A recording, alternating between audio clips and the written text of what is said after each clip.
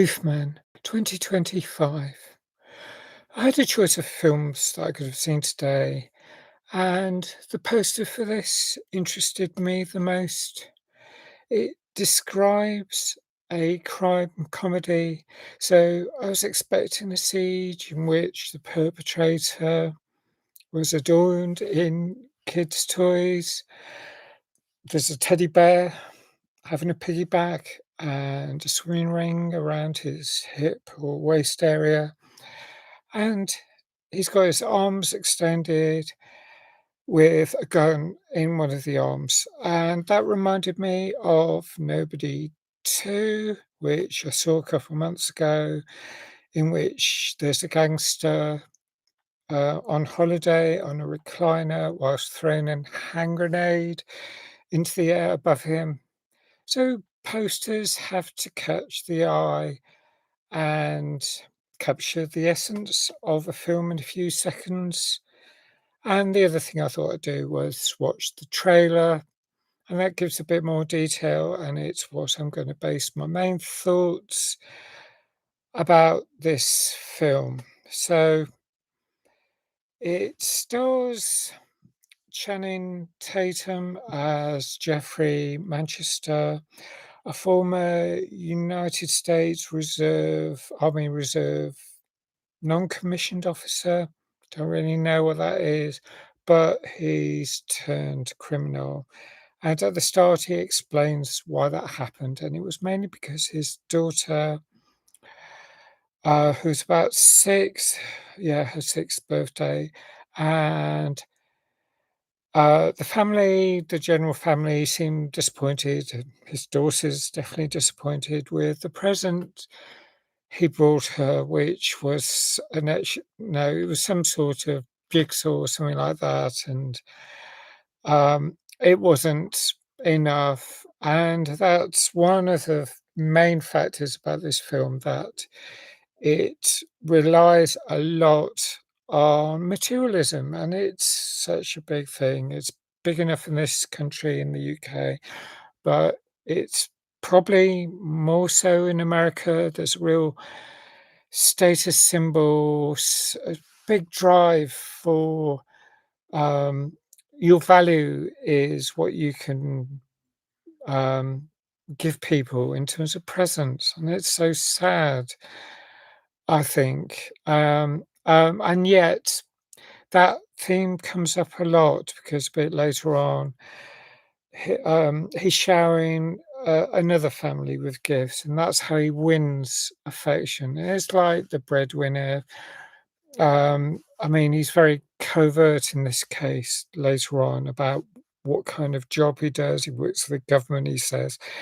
And I don't know. It just feels, um, I'm quite strong on environmentalism. And so all this sort of, showering people with gifts, and that's how you win affection, doesn't appeal much to me. And there must be other ways of being generous. I mean, generous in your time, in thoughts, in kindness, that counts for a lot. I don't think you need to have lots of money, and winning the affection.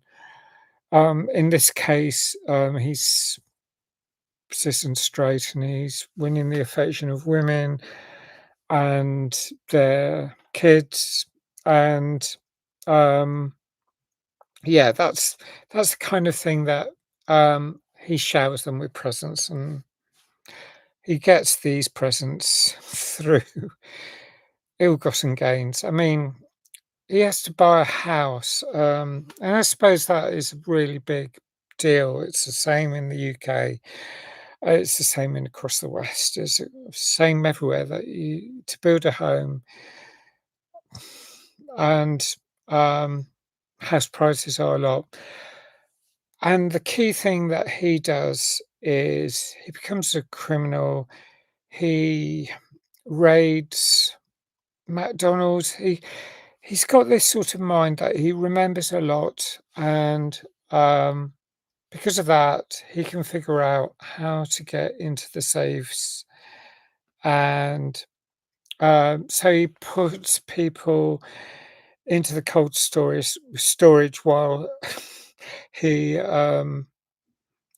takes stuff, he raids the safe. But because he is, threatening people because he's putting them into a safe, he's kidnapping them, he gets quite a long sentence, and I think that's quite justifiable. I mean, the court cases where they said that he deserves something like 45 years inside, that feels really steep, really strong. I don't think you'd get that in the UK. Um, so there's a question about really strong sentences. I don't know. There's a lot about it that the way things are in America really boggles my mind in some ways. I mean, just the way people get on, there's church groups, there's a whole how people get on with each other. I don't know how well I would get on. I know that I went, I'm reminded very recently about going to a church group in California. I was slightly lost. I was in the Monterey Carmel area. I needed to get back to my motel. I got stuck. I went to a church and they were really friendly. It kind of freaked me out because I mean, in this particular church that I went to, they were doing this sort of rapture thing, which has made the news quite recently. And that kind of worried me. But I went along with it. They were friendly apart from this sort of kind of behavior that I hadn't seen before. And but anyway, one of them gave me a lift to where I was going. But this whole religion versus a lot of things, the discourse over there's strong anti-LGBTQIA plus discourse. That's what worries me. And I know because I'm involved in LGBTQIA plus groups in London, and some of them are involved in religion, and there isn't a problem. So I'm not saying that all religions difficult, um, but some of it freaks me out and worries me, and I wouldn't want to get involved.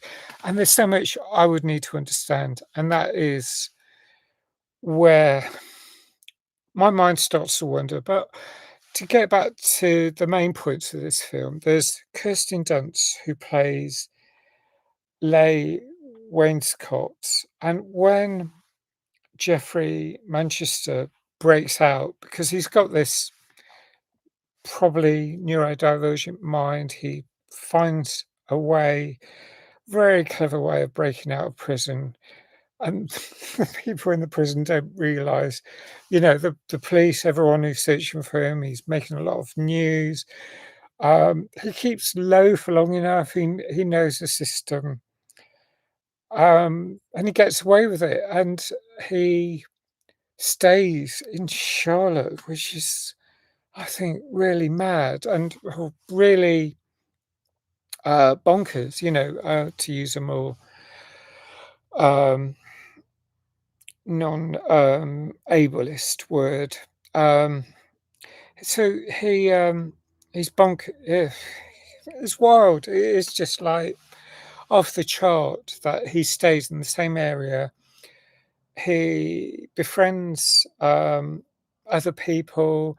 Like he he actually finds a space in this Toys R Us um, superstore.